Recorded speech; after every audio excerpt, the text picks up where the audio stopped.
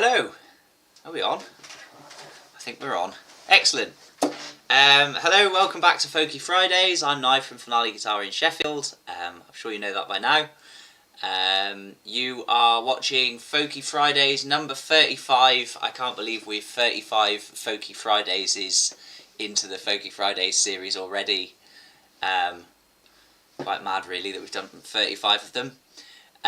There will be a Folky Fridays next week, by the way. My mum is going to be our special guest next week.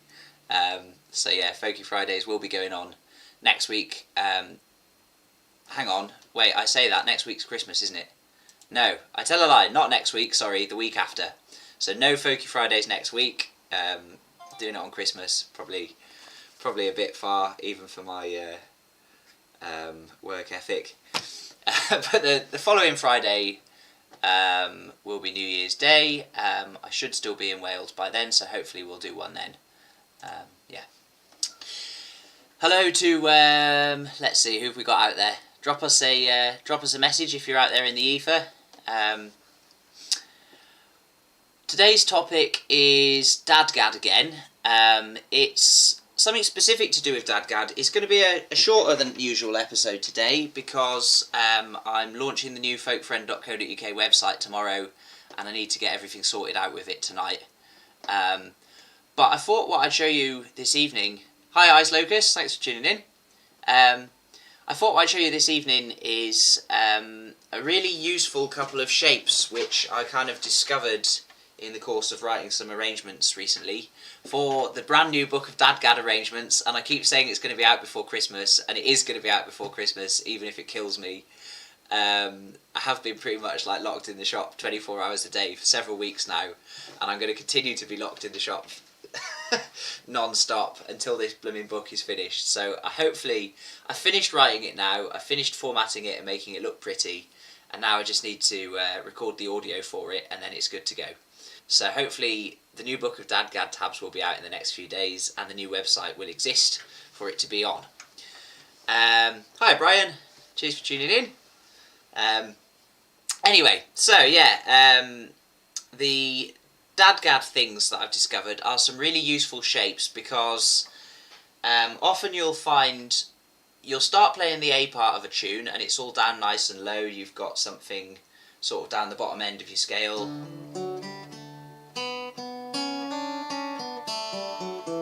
That kind of thing. And then suddenly you're really pleased with where you've got to, you get to the B part and you find it goes... something like that. It goes all the way up the top here. You might get up to like a top B or something, or a top A if you're playing in the key of D, and suddenly you find that it's very hard to play these kinds of things where you've got to go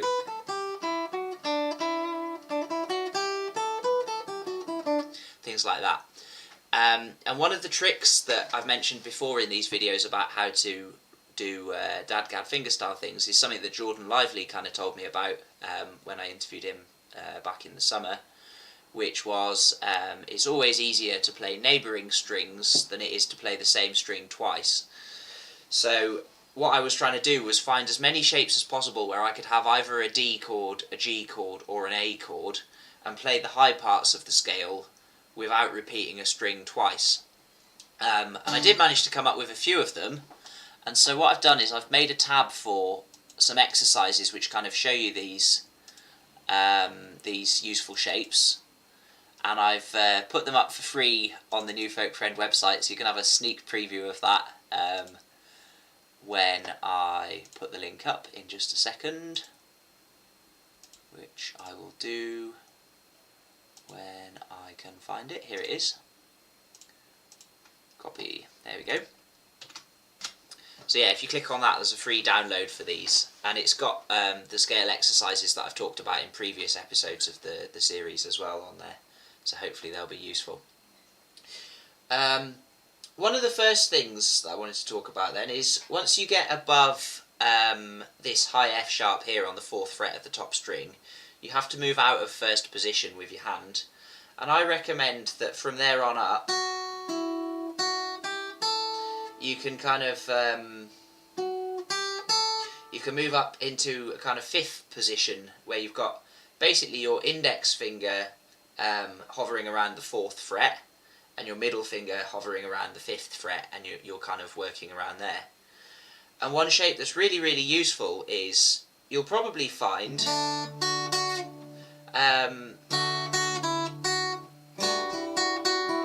there's an example from a tune called The Lark in the Morning. You can play the first part of it down there, and then you've got to have the higher part of the scale over a G chord. So if you put your middle finger on the 5th fret of the bottom string, and you put your index finger on the 4th fret of the top string, then this shape is really, really useful. This. So you've got index finger on the 4th fret of the top string, little finger on the 7th fret of the high A string, and ring finger on the 6th fret of the G string there, like that. And then optionally your middle finger can do a G note. But if we just play the scale from here, so if I go, I'm going to go down the scale from the F sharp note that's under my index finger. So I go top string, then the string below it, then the open top string, so I just take my index finger off but hold the rest of the shape, like that. Then down to the G string, and then open, sorry, not open, then you have to go down to the index finger actually on the G string, and then the 2 open strings. So you can get the whole scale going down from F sharp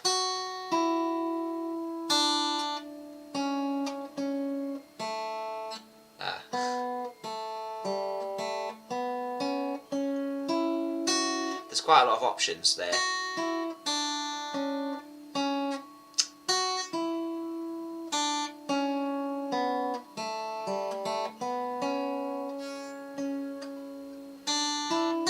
Something like that. So basically I'm just using that shape. Occasionally, in fact I'll run you through it in order again with the flattened index finger because that makes it really easy. So you start out with your shape like that. Index finger 4th fret of the top string, little finger 7th fret of the high A string, ring finger 6th fret of the G string.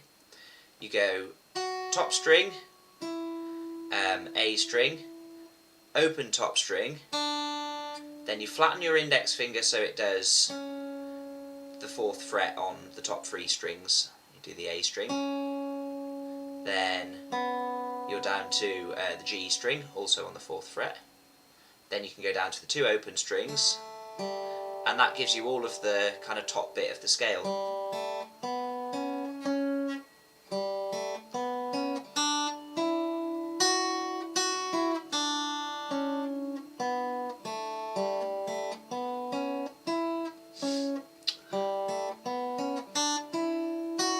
Something like that. So using this little shape is really handy, and the reason that I like this shape is because you can play it with a G in the bass as well. So if you want to play something high up over a G chord, you could play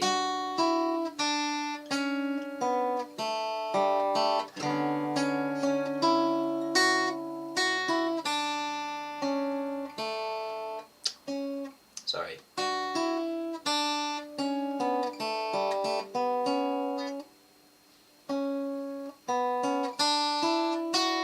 Something like that. So that is tabbed out on the exercise sheet there, and I just think that that shape is really, really handy for these kind of up the top things. If you want to go up higher than that,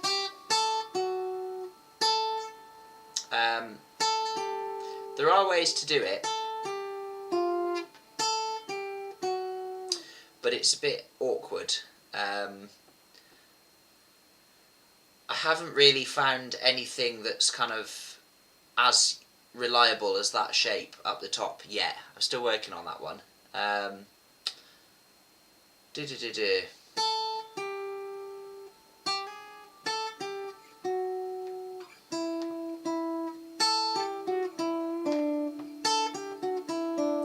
things like that, for example. I mean, the really useful thing to bear in mind is that you've always got two adjacent notes between the G and the A string there. So you can always get away with flattening that for those two. And then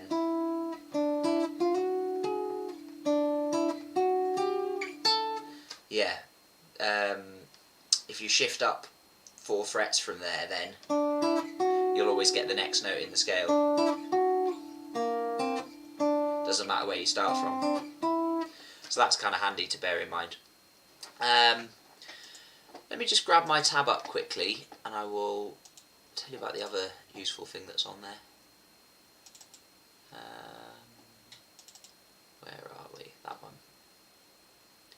D high DADGAD scales.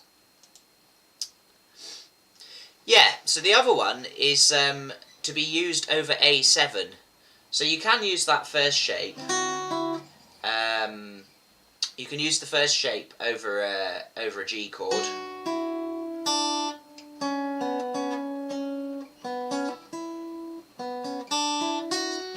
Like that. Or you could put you could just use your open A string as the A note, and that would give you it kind of over an A chord. So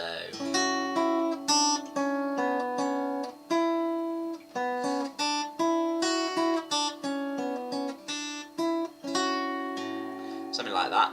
But if you want a jazzier option for the A chord, if you make a little mini bar, so that you're barring the 4th fret with your index finger, top 3 strings, and then add your middle finger on the 5th fret of the D string, like that,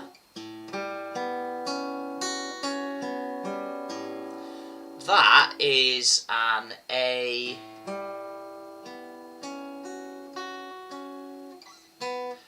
something.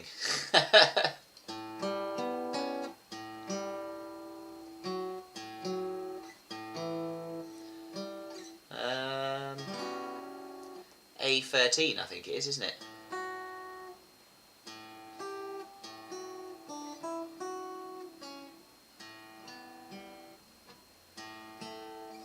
That's the 9th.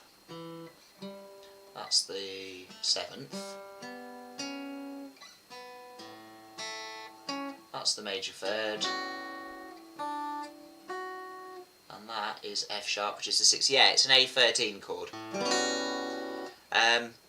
So you can also play that high scale over the top of that. If you go, you have to take your little bar off for a second, so you get the open A string, and then put your bar back on.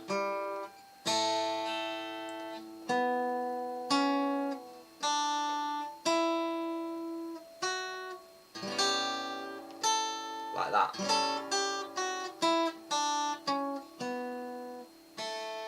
That kind of thing. So that was, with the bar on, you start out, without the bar on, you start out with the open A string. Then you're to your index finger on the 4th fret of the G string, all the while holding down this middle finger on the 5th fret of the D string. Then you flatten that index finger, because if you flatten the index finger, the gap from the G string to the A string is always the next note up. So then you've got the top string open, so you have to unflatten your bar again. So then you add your little finger on the 7th fret of the A string. Then top string 4th fret, and then you can use those two for your ring finger and your little finger for the last couple of notes.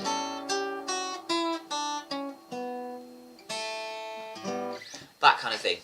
So that's really handy as well. And you will find probably, if you've got an Irish tune in the key of D major, the top note in it is likely to be a top B, because whistle players correct me if I'm wrong, but I think the highest kind of notes that you can comfortably get on a D whistle would be top B, I believe. I think that's true. I'm 60% sure on that one. So yeah, that's kind of really the main couple of things that I wanted to say, really. Thanks, Chrissy. Yeah, it's I've gone Christmassy, gone Chrissy-mussy. Yeah. I don't really have much else to say about it other than that, really. I just thought they were really useful shapes. The other really useful shapes, which I've talked about before, the lower ones, are also in that download there. I'm sure you've seen me talk about these before because I have covered them in the past, but I'll just tell you about them again quickly. If you start from down here, if you're starting right from the bottom of your D scale, and then you add your little finger on the 7th fret of the A string, and your index finger on the 4th fret of the D string, that gives you the first couple of notes of your D scale without ever repeating a string. And that's going to give you that really nice effect where the strings kind of overlay with one another and you get the nice kind of harpy thing going on. And then the open G string is the next note in the scale, the G, and the open A string is the note after that. So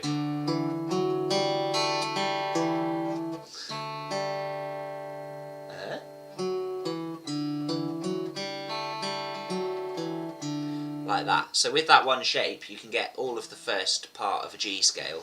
So that's your first kind of default shape.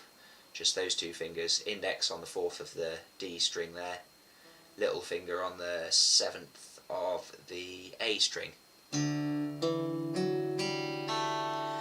then the next one after that that's useful is to flatten that index finger so that gives you the B and the C sharp from your D scale. So you can do all that with this shape held down actually.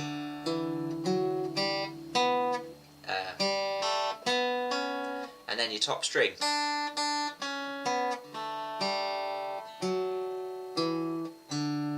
So that's one really handy shape.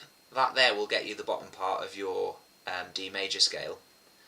And then from there on you could shift up into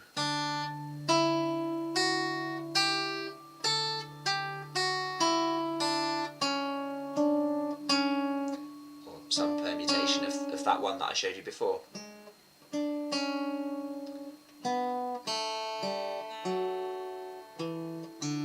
Something like that. So you can actually play the whole scale with your hand in this position, and that's where these kind of couple of chord shapes that are in the download there are going to come in really useful. Hi Keith, thanks for tuning in. No worries, you can always watch back on catch up anyway.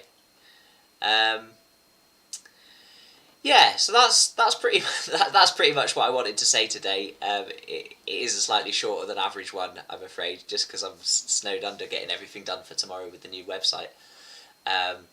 You lucky people that watch this stream as well, thank you all very much for tuning in. I really enjoyed doing them, and I wouldn't do them if you didn't watch them, so thank you all for sticking with me on these. I will be back with loads more in the new year as well, and some really good special guests as soon as Christmas is out of the way and we're all allowed to have people in the shop again. So yeah, loads of good stuff coming up. But if you do want to go and have a look at the new Folk Friend website, you can kind of sneak preview it at the moment. It may still have a few little issues with it because it's not 100% finished, but it will be hopefully 100% finished by tomorrow lunchtime when the video telling people it's finished comes out. So yeah. So yeah, go and check it out if you want to have a look at that. There are 20 play along videos on there as well. You have to pay to... Ooh, that's the point, I haven't changed the price. You have to pay to get those, but if you're someone that watches these, you get them for £15 instead of what they normally are, which is 20. But you can only do that tonight. So it'll stop being like that tomorrow. But if you do want to get 20 play-alongs, go and check those out as well. They're there. If you go on the Folk Friend site link that I put in the comments, then you'll click on the bit that says play-alongs and you'll find them. Hopefully you should find them there, as long as that part of the website is working at the moment. But yeah.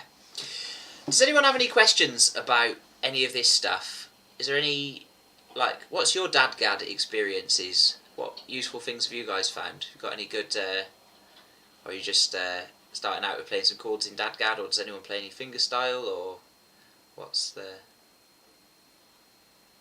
Oh, brilliant. Oh, thanks, Chrissy. Oh, I'm glad you're enjoying it, yeah. keep an eye out for the new one, which I'll eventually finish.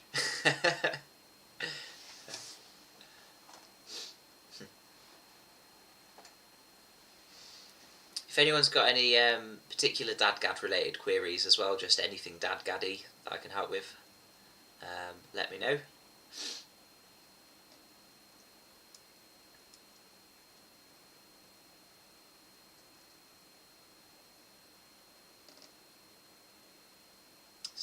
Still just in standard. If you are just in standard, you can actually you can make your. I don't know if you've seen. I did a video about this a little while ago. But if you are in standard, I'll just tune back up quickly.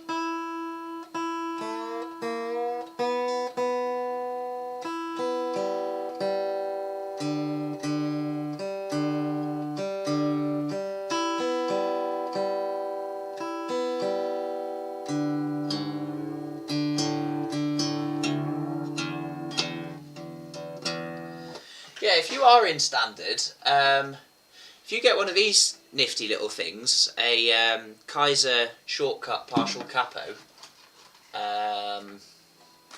look like that, there you go, then you can actually get the DADGAD sound without learning any new chord shapes, because you can just get one of these that only covers 3 of the strings, put it on that way so it's covering like the A, D and G strings.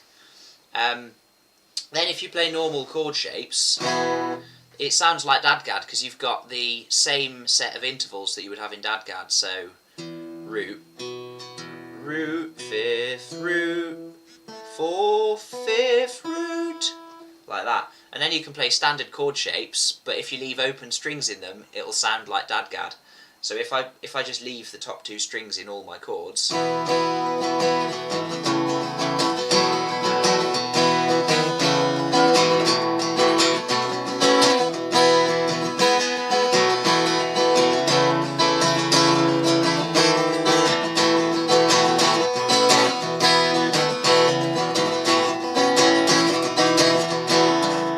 that kind of thing, it sounds very much like DADGAD.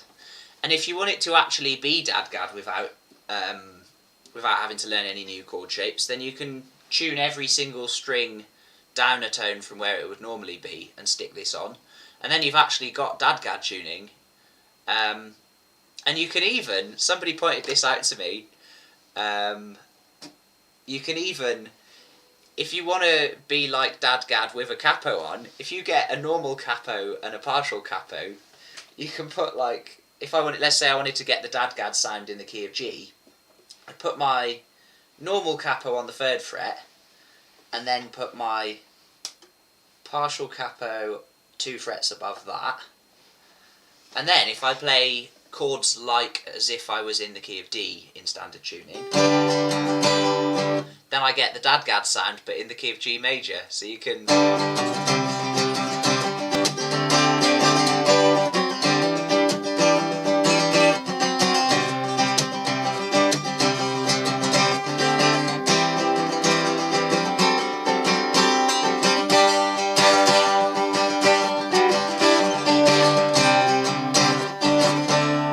just jam about with D chords, and it sounds really cool.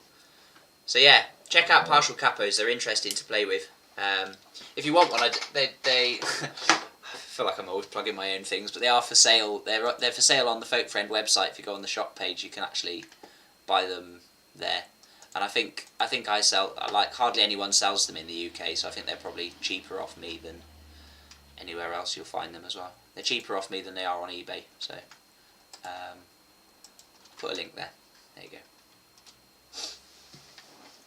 Yeah, no, it is really fun what you can do with the capos, and I've been, because I've got, I did one video about how to use them for the DADGAD trick, and then I thought they were so useful that I found someone who could supply the shop with a load of them. So now I've got a whole shelf full of them. So I've been playing around with, like, you can put one on for the DADGAD sound and then put another one on high up, so that you've got really nice high ringing notes over your chords. So you can do loads of good stuff with, if you've got a few of them. They're great fun. So yeah, the possibilities are endless. Capo inception. It's a capo within a capo within a capo.